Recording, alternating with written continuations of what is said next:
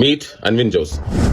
കണ്ടിട്ടൊരു അവലക്ഷണം പിടിച്ചവനെ പോലുണ്ടല്ലോ. UK ഭയങ്കര ഒരു luxurious life put out ചെയ്ത് അതെ അതെ അതിലൂടെ ഒരു ഓഡിയൻസിനെ വളർത്തിയെടുത്ത് കുട്ടികളുടെ ഇടയിൽ single sigma life put out ചെയ്ത്. അതെ അതെ.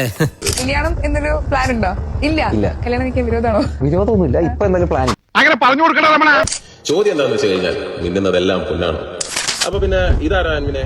അത് ഈ നിലമ്പൂറുള്ള കൊച്ചിനെ മറന്നോ? ഉത്തരം പറ.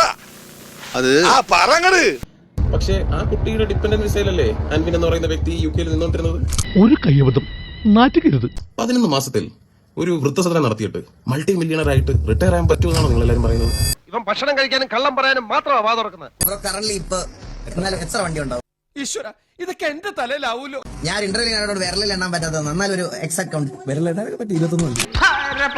അതുപോലെ തന്നെ താമസിച്ചുകൊണ്ടിരിക്കുന്ന ഫാം ഹൗസ്, ആ റെന്റഡ് ആയിട്ടുള്ള ഒരു ഫാം ഹൗസ് ഉണ്ടല്ലോ, ആ പറയുന്ന ഫാം ഹൗസിന്റെ റെന്റ് കൊടുക്കാതിരുന്നിട്ടുണ്ടോ?